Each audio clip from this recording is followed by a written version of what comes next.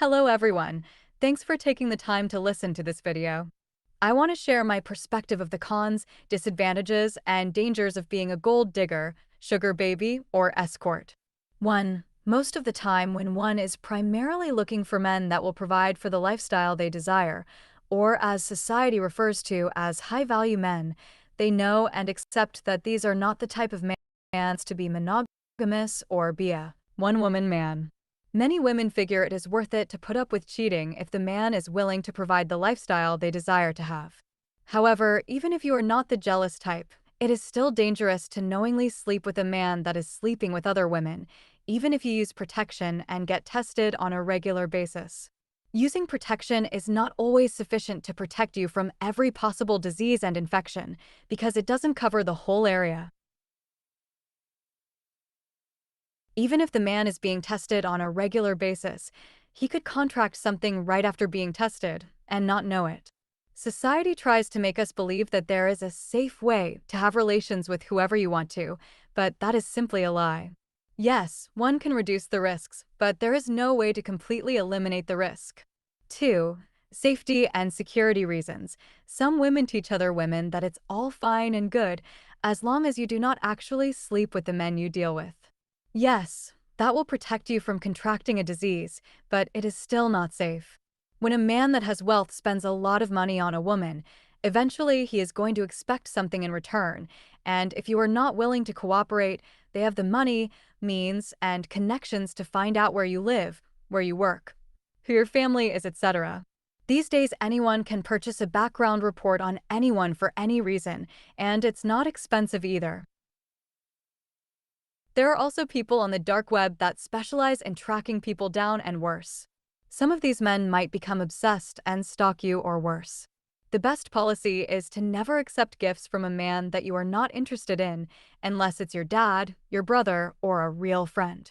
Otherwise, they will feel used, and they have the money and the contacts available to seek revenge or worse. It's just not worth it at the end of the day. 3.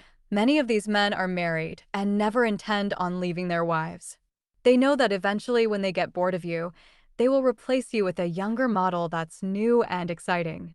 They may waste 3 to 10 years of your life that you could be using to find a real husband that will love you and provide for you. Often this kind of man will put anything they provide you in their name. They might get you an apartment, condo, car, phone, etc. Then once they are ready to move on to a new woman, they will take it all from you, to give it to the next woman. They are not going to care that they wasted the best years of your life, or that they are snatching the rug from underneath you. You will be left with nothing but disappointment and loss, and worst, wasting time you can never get back. For you might be thinking, what if I marry a rich man? There is nothing inherently wrong with marrying a rich or well-off man. The problem arises if that's the only reason you want to marry that man. If you don't truly have feelings for someone, you should never marry them or lead them on. Now, what if you really do love them? If you really do love them, then the money is just icing on the cake. However, it is true that a rich man is more likely to cheat, but these days most men, even if they are broke, will cheat. The only way to find a decent man that will not cheat is if you find a man that actually follows Jesus. Some men say they believe in Jesus, but do they really obey him? Do they have consistent good fruit? Do they treat others the way they want to be treated? Do they respect that you do not want to be intimate until you are married? Do they respect you and your boundaries? Do they respect your parents and your friends? Do they know that having integrity and good morals is what truly makes a high-value man? Have they got their life and finances ready to provide for a family? You do not want to be a gold digger, but you do not want to marry a man that is not able to provide either. Things must be done in the proper order for things to go smoothly. It's very difficult and almost impossible to have a happy marriage if you are in survival mode, even if you are a very understanding person. Many times the man will be so unhappy with himself not being able to provide that he will be mean and take it out on you. Then you are stuck in survival mode and dealing with an unhappy man that's taking out his stress on you. I know this from personal experience. There is a reason that back in the day a man had to prove he was able to provide before asking for a woman's hand in marriage. The truth is somewhere in between the two extremes of gold digging or being irresponsible. You do not want to make either mistake.